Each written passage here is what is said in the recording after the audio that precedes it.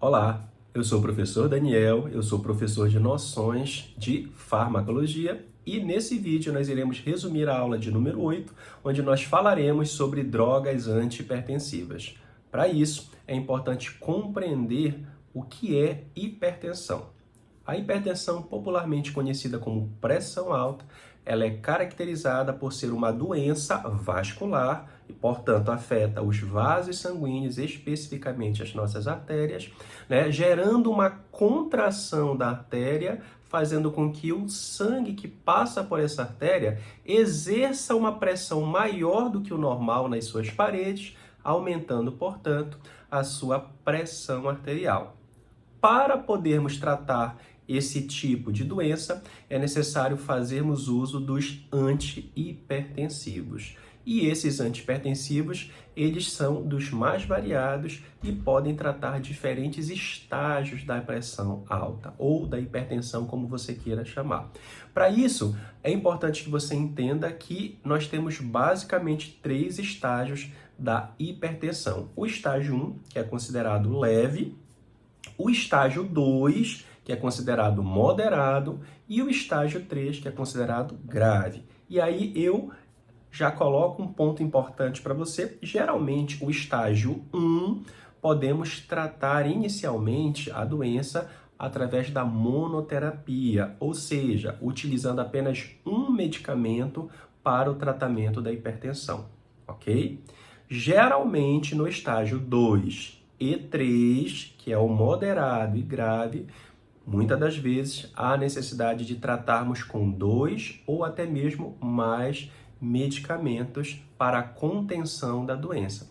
Isso se deve por vários fatores, como o fator idade e muitas das vezes, a questão do sobrepeso, e também pode estar associado ao fato do paciente não ter apenas a hipertensão como doença, mas a existência de outras doenças. E daí a necessidade de tratar com 2 ou mais medicamentos, ok? Um outro ponto importante que você precisa saber é que, para que possamos falar especificamente dos diferentes tipos de drogas antihipertensivas, é necessário que você conheça uma coisa chamada de sistema renina-angiotensina-aldosterona. E para isso eu te convido a assistir esse esqueminha. Dá uma olhada. Toda vez que temos uma baixa de pressão, o nosso organismo reconhece essa condição e o primeiro órgão a atuar são os nossos rins, produzindo e liberando uma substância na corrente sanguínea chamada de renina. Trata-se de um hormônio enzimático que viaja pelo sangue em busca de uma proteína produzida pelo fígado chamada angiotensinogênio. A renina converte o angiotensinogênio em angiotensina 1 e esta atua na parede das artérias, gerando uma vasoconstrição fraca, aumentando um pouco a resistência periférica total e aumentando a pressão arterial. Porém, não é suficiente para estabilizar a pressão. Por esse motivo, a angiotensina 1 viaja pela corrente sanguínea até o interior dos pulmões e lá encontra com uma enzima chamada de enzima conversora da angiotensina, ou simplesmente ECA. Como o próprio nome sugere, essa enzima converte a angiotensina 1 em angiotensina 2 e esta atua na parede das artérias, gerando uma vasoconstrição potente, aumentando a resistência periférica total, aumentando o débito cardíaco, que nada mais é do que o aumento de volume de sangue que chega até o coração, o que acaba ocasionando num aumento da pressão do coração em direção às artérias. Além disso, a angiotensina 2 atua nas glândulas suprarrenais, que são glândulas localizadas acima dos rins, estimulando a produção de um hormônio chamado aldosterona. Esse hormônio atua nos rins, aumentando a reabsorção de sódio dos túbulos renais para os vasos sanguíneos, estimulando o movimento da água para dentro dos vasos sanguíneos e, com isso, aumentando a pressão sanguínea. Entender o sistema renina-angiotensina-aldosterona é fundamental para que você compreenda o mecanismo de algumas drogas antihipertensivas, uma vez que elas irão atuar diretamente na inibição da enzima conversora de angiotensina, ou chamado de ECA. Inclusive, você tem o IECA, que é o inibidor da enzima conversora de angiotensina. E um detalhe interessante, lembra que eu falei para você sobre os estágios da hipertensão? Nós temos o estágio 1, o estágio 2 e o estágio 3. Todos os estágios da hipertensão podem ser tratados com o IECA, que é uma droga que tem uma ação de inibir a enzima conversora de angiotensina. Por quê?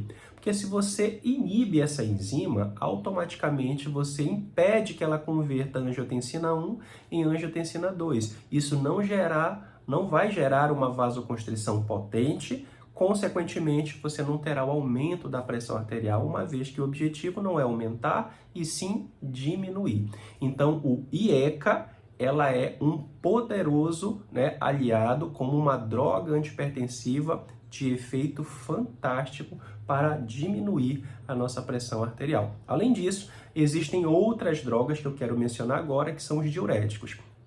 Toda vez que um paciente está com um pico hipertensivo, está com uma pressão alta, uma das maneiras mais comuns de você baixar essa pressão arterial é fazendo ele perder na urina muito volume de água.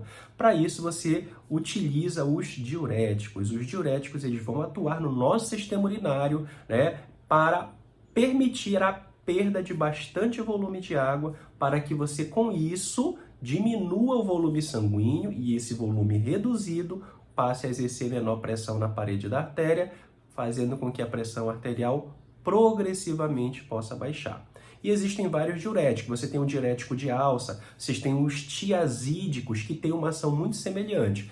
Tanto os diuréticos de alça quanto os tiazídicos, eles vão atuar inibindo a reabsorção de sódio. Ou seja, o sódio vai deixar de ser retirado dos rins e devolvido para a corrente sanguínea. Com isso, o sódio continua a se acumular dentro dos rins e passa a ter um aumento de soluto, o que acaba puxando muito volume de água para dentro dos rins, fazendo com que você elimine na urina um volume maior de água, ou seja, você tem um aumento da sua diurese.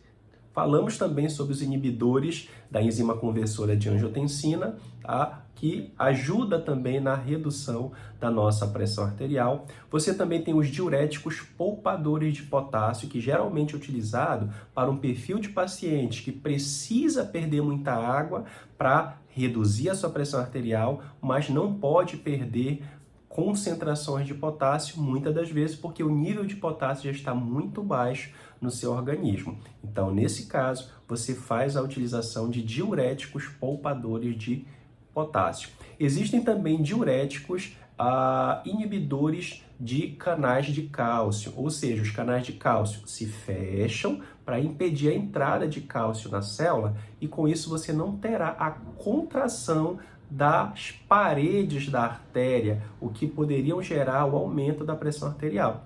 Então, se eu tenho o bloqueio dos canais de cálcio, eu tenho diuréticos que atuam bloqueando esses canais de cálcio, o cálcio não entra, logo não há contração das paredes da artéria, o que não vai gerar como consequência o aumento dessa pressão arterial. Então perceba que eu tenho várias e várias drogas que eu posso estar utilizando para diminuir essa pressão arterial. Mas nota também que todo o raciocínio sobre o mecanismo de ação dessas drogas gira em torno do sistema renina-angiotensina-aldosterona. Por isso a importância de você compreender esse mecanismo para melhor compreender a ação dessas drogas para o controle da pressão arterial. Espero que você tenha entendido e até o próximo vídeo.